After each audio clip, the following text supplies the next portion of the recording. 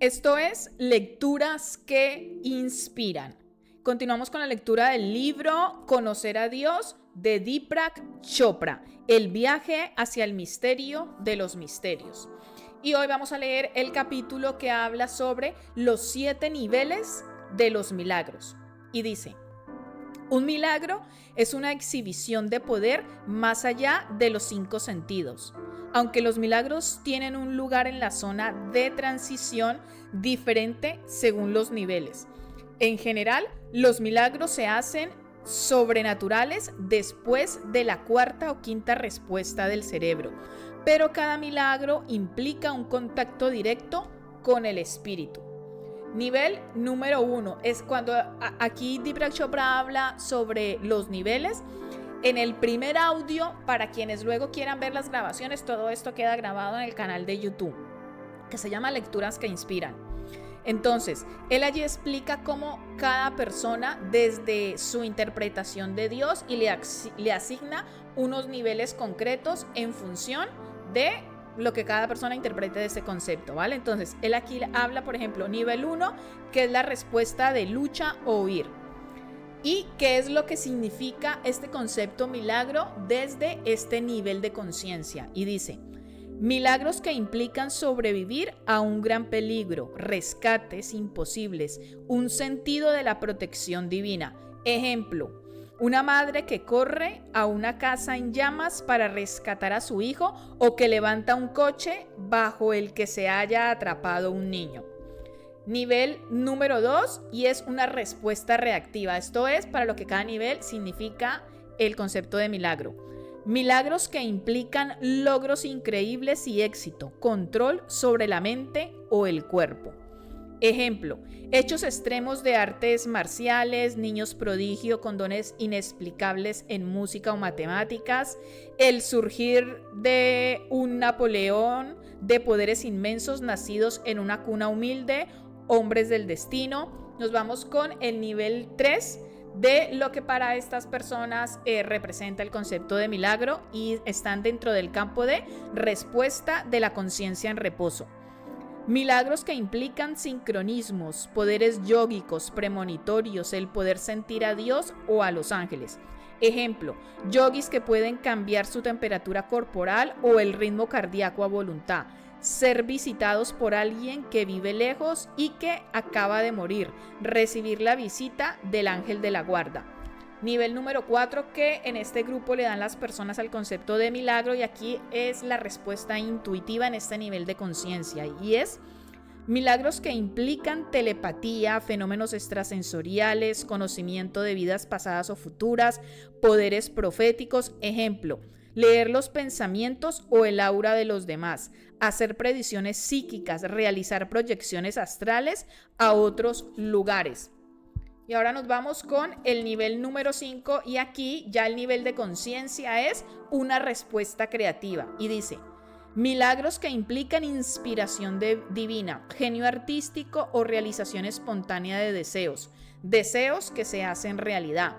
Ejemplo: la bóveda de la Capilla Sistina, tener un pensamiento que repentinamente se manifiesta, las percepciones de Einstein sobre el tiempo y la relatividad.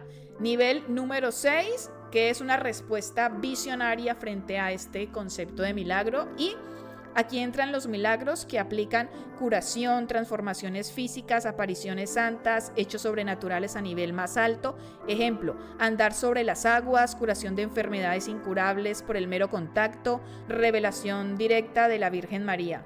Y nos vamos con el último nivel, que es el nivel de una respuesta sagrada, y dice: milagros que implican una evidencia interior de iluminación. Ejemplo: vidas de los grandes profetas y maestros como Buda, Jesús o Lao Tse. Ahora dice: no espero que todos los escépticos y ateos que lean este libro se pongan en pie repentinamente y proclamen que Dios es real, ya que esta creencia se alcanza superando diferentes fases. Pero ahora al menos tenemos algo a que agarrarnos y que a veces es extremadamente útil. Podemos explicar esos milagros, esos misteriosos viajes que los místicos han hecho a la realidad de Dios. Esos viajes siempre me han conmovido profundamente y recuerdo exactamente cuando empezó mi fascinación por ellos. El primero de estos viajeros del que oí hablar era uno a quien llamaban el Coronel, y su historia es uno de los embriones de este libro. Ahora que vuelvo a contarla, noto cómo mi mente experimenta la realidad del Coronel, que pasó por diferentes fases del peligro a la compasión, de la paz a la unidad. Nos servirá como una promesa de la verdad desvelada que es posible en cualquiera de nuestras vidas. Yo tenía 10 años y mi padre, que era médico en el ejército indio, había trasladado a su familia a Assam. No hay lugar en el país más verde e idílico. Assam es el Edén. Sí, es que este estuvo cubierto por plantaciones de té hasta donde alcanza la vista. Yo podía literalmente oír una canción en mi cerebro mientras caminaba hacia la escuela, en lo alto de la colina. Fue seguramente el encanto de la colina lo que hizo que me diera cuenta de un viejo mendigo que acostumbraba a sentarse al lado de la carretera, siempre bajo su árbol, vestido con harapos, sin pronunciar apenas palabras y casi sin moverse. Las mujeres del pueblo estaban totalmente convencidas de que esta figura deseada era un santo y en consecuencia se sentaban a su lado durante horas para rezar por una curación o por un recién nacido. Mi abuela aseguraba que nuestro vecino había sido curado de artritis con solo pasar por su lado y pedirle silenciosamente su bendición. Curiosamente, todos llamaban a este viejo mendigo el Coronel.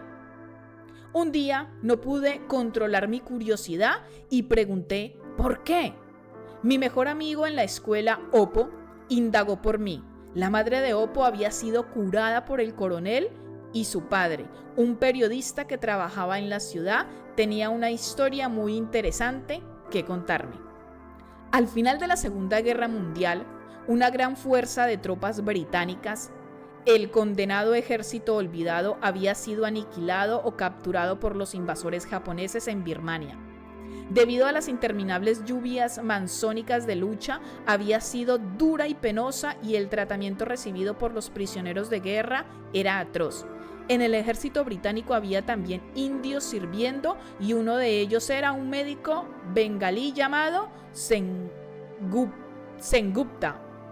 Sengupta estaba a punto de morir de hambre en un campo de concentración cuando los japoneses decidieron retirarse de sus posiciones. Él no sabía si el ejército británico había avanzado hacia el lugar donde él se encontraba, pero no importaba. En vez de cambiar de sitio, el campo de concentración, sus captores pusieron a los prisioneros en fila y les dispararon un tiro en la cabeza a quemarropa. Sengupta estaba de alguna forma agradecido por morir y terminar de este modo su tormento.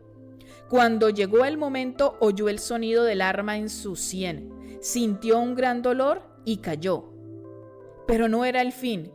De forma milagrosa recuperó el conocimiento varias horas más tarde, cosa que dedujo porque la noche había caído y el campo de concentración estaba mortalmente silencioso. Transcurrió un rato antes de que Sengupta, que sentía que se ahogaba, se diera cuenta con horror de que estaba debajo de un pesado montón de cadáveres. Con las prisas por abandonar el campo, nadie había verificado si estaban realmente muertos y su cuerpo flácido había sido arrojado al montón con los demás. Le pareció tardar una eternidad antes de reunir las fuerzas necesarias para arrastrarse hasta el aire libre, llegar hasta el río y lavarse, temblando de miedo y de repulsión. Era evidente que estaba solo y que los aliados no acudían a rescatarlo. Al hacerse de día, tomó la decisión de andar hasta llegar a un lugar donde pudiera estar a salvo. Como estaba en lo más profundo de la zona de guerra y sin noción alguna de geografía birmana, decidió volver a la India y así lo hizo. Vivió como pudo a base de frutas, de insectos y de agua de lluvia, viajando de noche y escondiéndose de día en la jungla. El terreno consistía en colinas y más colinas y el suelo era el suelo era una profunda capa de lodo. Pasó por algunos pueblos y granjas, pero no confiaba en la gente y no pidió asilo. En la oscuridad oía animales desconocidos en una época en que aún había tigres en Birmania y se encontró con serpientes que le horrorizaban. Sengupta tardaría meses en llegar a la frontera de Bengala y cuando lo consiguió, el demacrado héroe llegado a Calcuta, se encaminó al cuartel general del ejército británico, donde hizo su informe y explicó su hazaña. Pero los británicos, lejos de creerle, lo arrestaron inmediatamente, ¡ay, el pobre, por Dios!, y lo encadenaron porque sospechaban que era un espía o un colaborador japonés. Roto emocional y físicamente, Sengupta yacía en su oscura selva y pensaba en la suerte que le había llevado de una prisión a otra. ¡Ay, pobre hombre, por Dios! En algún momento de este periodo de desgracia, con interrogatorios diarios y la posterior corte marcial, Sengupta sufrió una transformación suprema. Era algo de lo que él nunca habló, pero el cambio fue sobrecogedor y en lugar de amargura obtuvo una paz completa. Sanó sus heridas exteriores e interiores, algo muy apropiado de alguien que iba a convertirse en sanador de los demás. Y ya no luchó más y esperó con calma la inevitable sentencia de la corte. De forma sorprendente, lo inevitable no sucedió, ya que en un repentino cambio de opinión, los británicos decidieron creer que su historia era verdad, impulsados por el inmediato fin de las hostilidades cuando los americanos lanzaron la bomba atómica sobre Japón. Al cabo de una semana, Sengupta fue liberado. Se le concedió la medalla al valor y se le paseó triunfalmente por las calles de Calcuta como un héroe. Sin embargo, él parecía tan insensible a los victores como lo había sido al sufrimiento. Dejó la medicina y se hizo monje peregrino. Cuando envejeció y encontró su lugar de descanso debajo del árbol en Assam, no le contó a nadie su historia y fueron los aldeanos los que le dieron el apodo de El Coronel, informados quizá por el padre de Opo, el periodista. Naturalmente, a la edad de 10 años, lo que más me interesaba saber era cómo era posible que a un hombre le dispararan en la cabeza a quemarropa y siguiera vivo. El padre de Opo se encogió de hombros. Me explicó que cuando fueron capturados, la mayoría de soldados británicos estaban armados con munición hecha en la India. Los japoneses ejecutaron a Sengupta con su propia arma y sin duda una de las balas era defectuosa y estaba llena de pólvora, pero no tenía el proyectil. Esta era la explicación racional, sin visos de ningún milagro. Hoy en día me planteo otra pregunta que tiene más significado para mí. ¿Cómo puede un tormento tan desmesurado, que daría todo tipo de razones para abandonar la fe, dar el paso a la fe absoluta? Nadie pone en duda que el coronel alcanzó la santidad a través de esta experiencia tan rigurosa, de este viaje místico, persiguiendo a Dios hasta el fin. Hoy me doy cuenta del profundo milagro que es en realidad el cerebro humano. Tiene la capacidad de ver la realidad espiritual bajo cualquier circunstancia. Uy, esto hay que subrayarlo. Esto me gusta y lo voy a volver a repetir. A ver.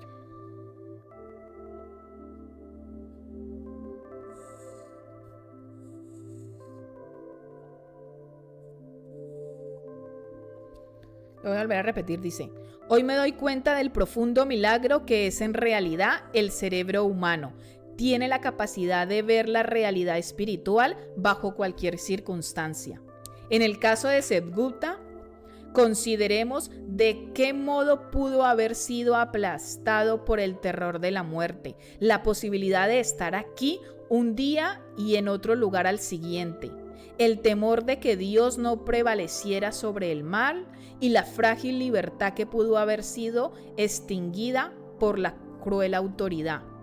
Es evidente, a pesar de la confusión que hace que creer en Dios sea más difícil que nunca, que todavía existen todos los niveles de revelación. La redención no es más que otra palabra para invocar nuestra habilidad innata para ver con los ojos del alma. Este también es demasiado bonito.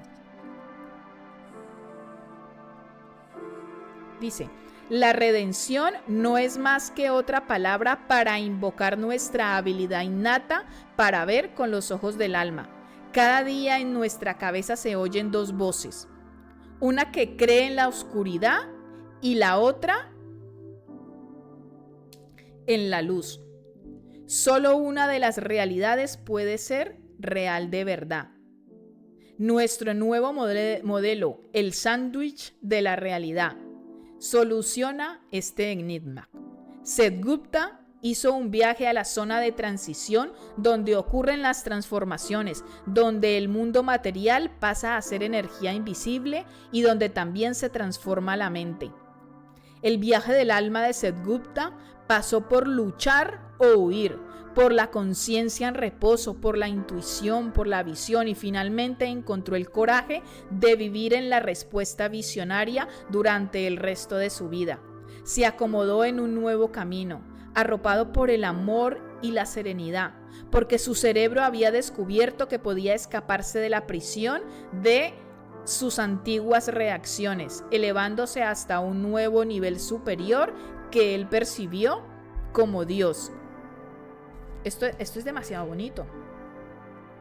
Se subraya. Y todo lo que se subraye se vuelve a repetir. Y dice: se acomodó en un nuevo camino, arropado por el amor y la serenidad, porque su cerebro había descubierto que podía escaparse de la prisión de sus antiguas reacciones, es decir, de todas las creencias limitantes, elevándose hasta un nuevo nivel superior que él percibió como Dios, la mente de unidad, la divinidad, llámale tú como quieras. Ahora tenemos en nuestras manos, por lo tanto, la descripción de todo su viaje espiritual. La revelación de Dios es un proceso posible gracias a la capacidad del cerebro de revelar su propio potencial. Ay, por Dios, es que estas cosas que dice este hombre, esta vaina no tiene desperdicio. Esto también se subraya.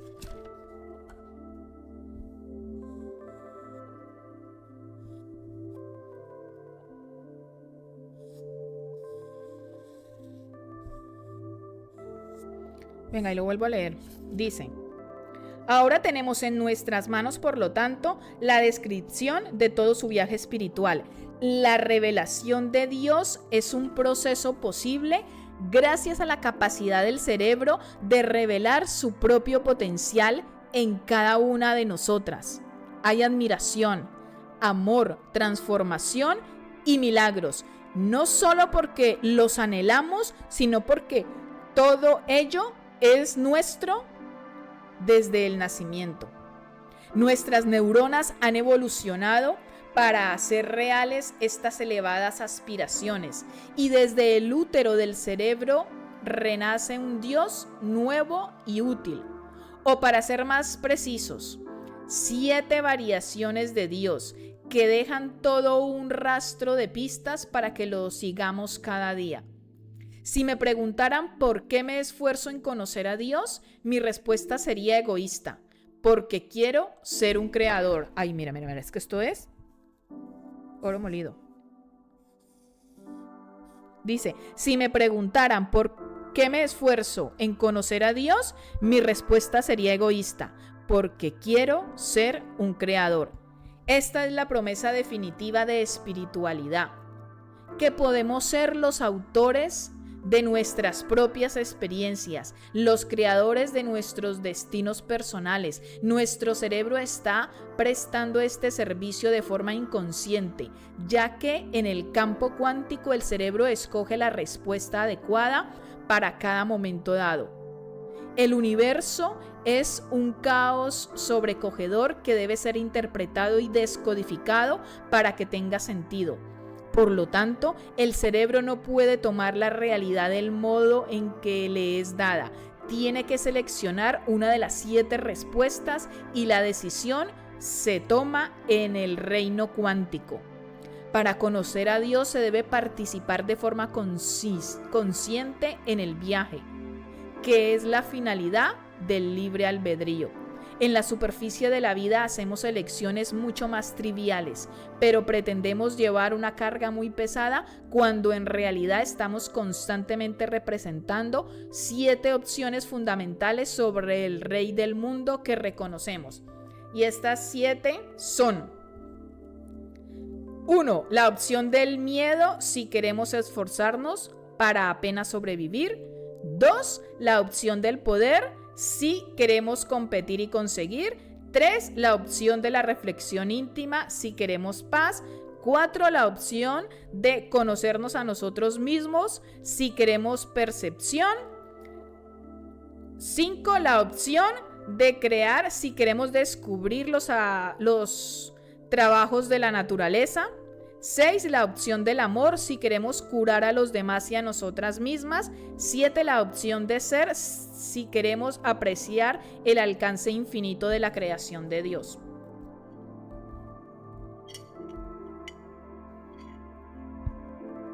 No estoy ordenando en modo alguno las opciones de peor o a mejor, ni de la buena a la mejor. Somos capaces de tomar todas estas opciones porque están incorporadas en nosotros, pero para muchas personas solo se han activado algunas de las primeras respuestas, porque una parte de su cerebro está dormido y por lo tanto su visión del espíritu es extremadamente ilimitada. No es de extrañar que al hecho de encontrar a Dios se le llame despertar, porque un cerebro completamente despierto es el secreto para conocer a Dios. Ay, mira, es que esto es hermoso. Porque un cerebro completamente despierto es el secreto para conocer a Dios. Al fin y al cabo, el séptimo nivel es la meta, la que el ser puro nos permite revelar la infinita creación de Dios. En este punto en el que los judíos místicos que buscaban, y tienen aquí una palabra impronunciable al menos para mí, se encuentran como los budistas en su búsqueda del Satori, y cuando lleguen los antiguos Vedas les estarán esperando en presencia de Shiva, junto con Cristo y su Padre. Este es el lugar que es al mismo tiempo el principio del fin de un proceso que es Dios. En este proceso, cosas como el espíritu, el alma, el poder y el amor se nos desvelan de una forma completamente nueva. La certitud sustituye a la duda, y como escribió ya una vez la inspirada escritora francesa Simone Weil acerca de la búsqueda del espíritu: solo es válida la certidumbre.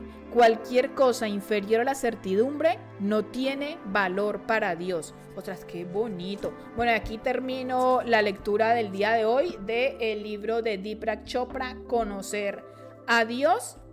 La verdad que está fascinante cómo conceptualiza todo esto. Aquí llegamos a la lectura del día de hoy. Ya sabes, si te quieres unir al club de lectura, en la descripción tienes el enlace para que te unas completamente gratis al canal de WhatsApp. Y a continuación te dejo con una invitación si quieres aprender a reprogramar tu mente. Imagina tener el poder de cambiar cualquier aspecto de tu vida con solo transformar tu mentalidad. En mi curso, El Código Mental, cómo lograr lo imposible, te enseñaré las herramientas exactas para reprogramar tu mente y alcanzar el éxito y la grandeza que siempre has soñado, no importa si ya lo has intentado antes. Esta vez será diferente porque aprenderás a dominar tu mentalidad desde lo profundo, desde tu verdad interior. Únete hoy y descubre cómo crear una nueva realidad para ti. En la descripción tienes el enlace para descargar el dossier del curso.